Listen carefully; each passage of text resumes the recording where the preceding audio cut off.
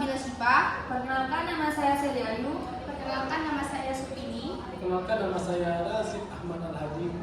Baiklah, di sini kami akan mempresentasikan hasil kerja kelompok kami dari mata kuliah aplikasi pengolahan data kuantitatif dan kualitatif yang diampu oleh Bapak Priando. Jadi di sini kami diberikan sebuah studi kasus. Studi kasusnya yaitu seorang mahasiswa PAI sedang menulis skripsi tentang pengaruh pembelajaran Quran hadis terhadap akhlak siswa. Ia memiliki data kuesioner dari 50 siswa, tetapi 20 diantaranya menunjukkan hasil negatif. Agar hipotesisnya diterima, ia hanya menganalisis 30 data yang positif.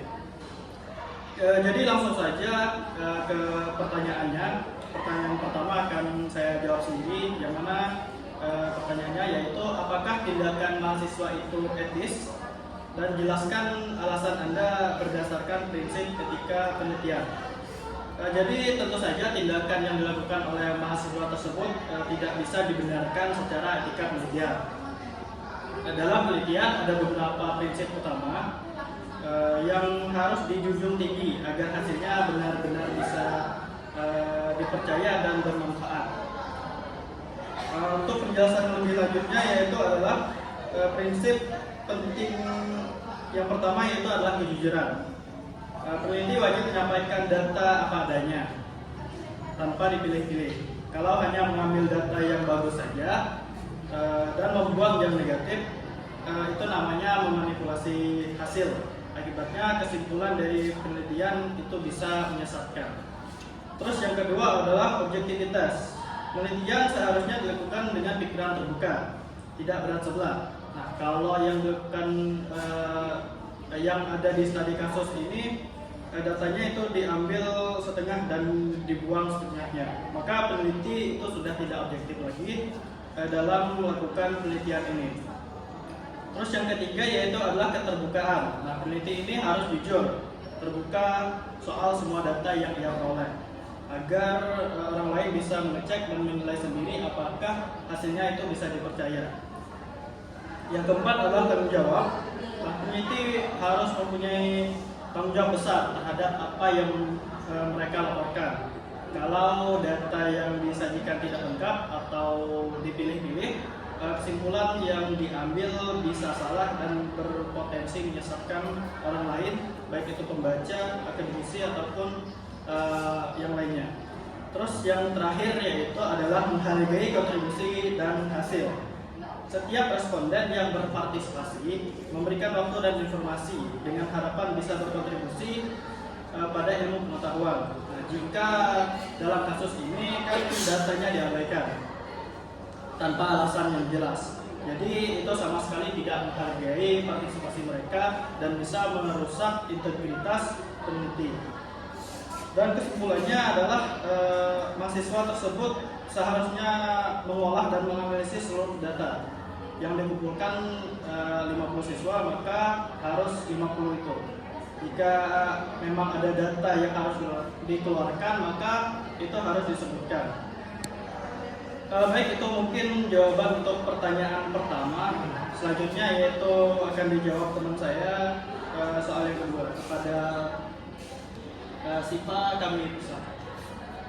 Baiklah, di sini saya akan menjawab pertanyaan nomor 2, yaitu apa dampak dari tindakan ini dalam dunia pendidikan Islam. Dampaknya yang pertama adalah merusak nilai kejujuran ilmiah dalam pendidikan Islam. Pendidikan Islam sangat menekankan pentingnya sikap jujur dan bertanggung jawab, termasuk dalam melakukan penelitian. Memilih data secara sepihak demi mendukung hipotesis melanggar prinsip etika Islam dan mencoreng nilai-nilai ilmiah yang ditujung tinggi. Yang kedua, menurunkan mutu penelitian dalam pendidikan Islam. Penelitian yang tidak berdasarkan data yang utuh dan objektif akan menghasilkan kesimpulan yang keliru dan tidak dapat dipertanggungjawabkan. Yang ketiga, mencemarkan nama baik lembaga pendidikan Islam. Tindakan tidak etis ini bisa berdampak negatif terhadap reputasi institusi, termasuk dosen pembimbing dan program studi yang menanganinya. Dan yang terakhir, memberikan contoh buruk bagi mahasiswa lain. Mahasiswa lain bisa merasa bahwa manipulasi data adalah hal yang lumrah jika tidak ada tindakan tegas. Ini dapat menumbuhkan budaya akademik yang tidak sehat dan bertentangan dengan nilai-nilai Islam. Mungkin itu saja yang dapat saya sampaikan. Dilanjutkan pertanyaan selanjutnya. Baik, selanjutnya saya akan menjawab pertanyaan yang kedua, yaitu apa dampak dari tindakan ini terhadap kredibilitas peneliti? Dampak terhadap kredibilitas peneliti sangat besar.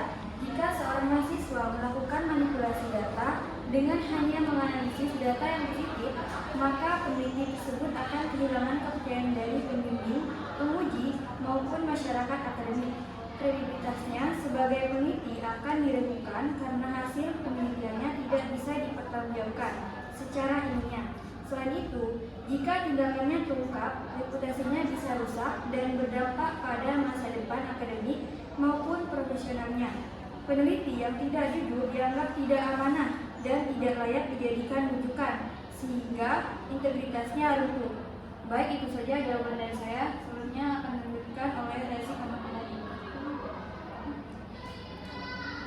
Baiklah, selanjutnya saya akan menjawab pertanyaan nomor 2 dengan bagian C-nya, yaitu kebijakan pembelajaran di sekolah terhadap dampak dari tindakan dari kasus tersebut.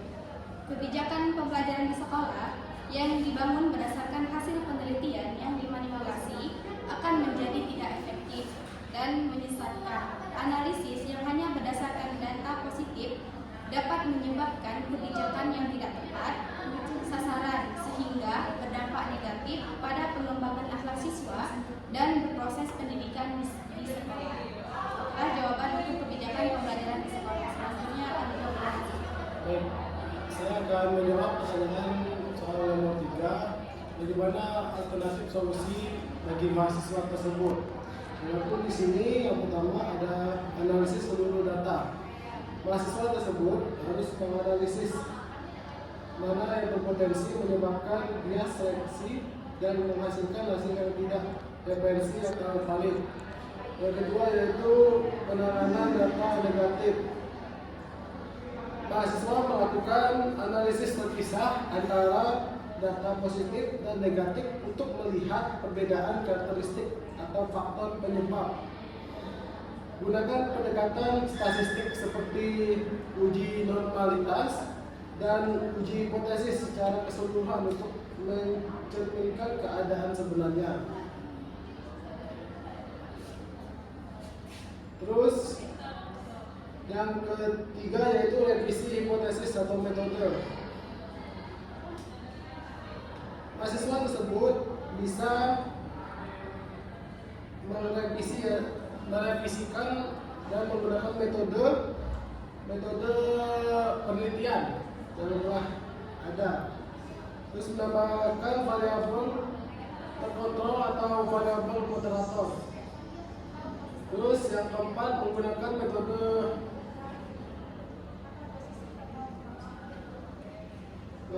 yang keempat yaitu analisis data kualitatif untuk mendukung temuan kuantitatif.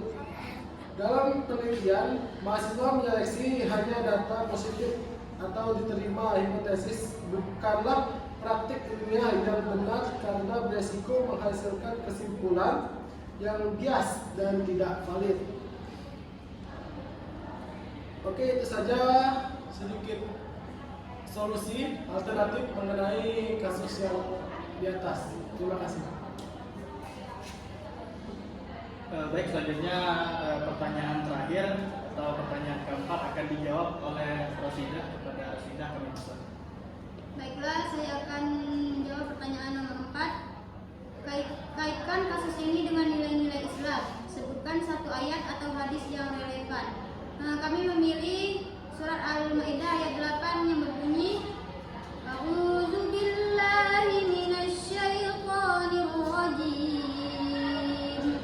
Bismillahirrahmanirrahim.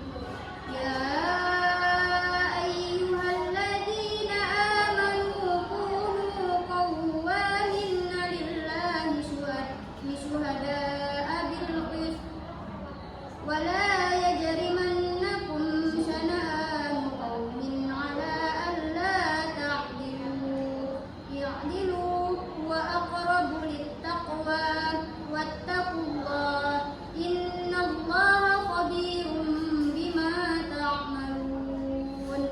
Artinya, wahai orang-orang yang beriman, jadilah kamu penegak atau kebenaran karena Allah dan saksi-saksi yang bertindak dengan adil.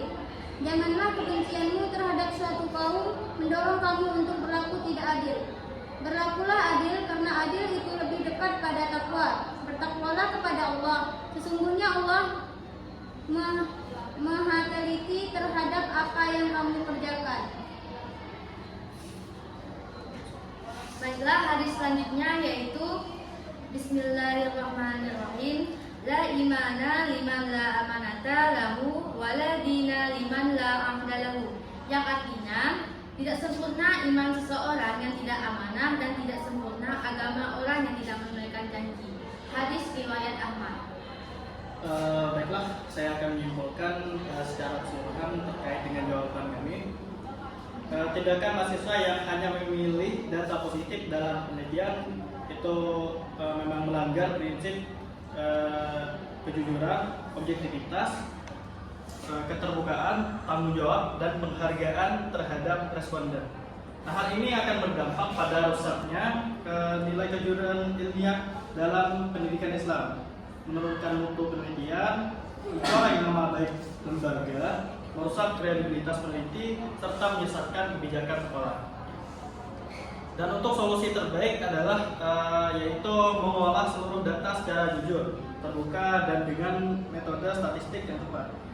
Dan Islam sendiri menegaskan pentingnya amanah dan keadilan, sebagaimana yang telah disebutkan tadi di Quran surah Al-Maidah ayat 8 dan hadis tentang amanah, sehingga peneliti wajib dijalankan dengan integritas penuh. Baik, mungkin itulah presentasi singkat dari kelompok kami. Saya selaku moderator meminta maaf apabila ada kekurangan ataupun salah kata dari kami. Yang benar datangnya dari Allah dan yang salah itu merupakan kesalahan kami sendiri. Akhir kata dari kami, Wassalamualaikum warahmatullahi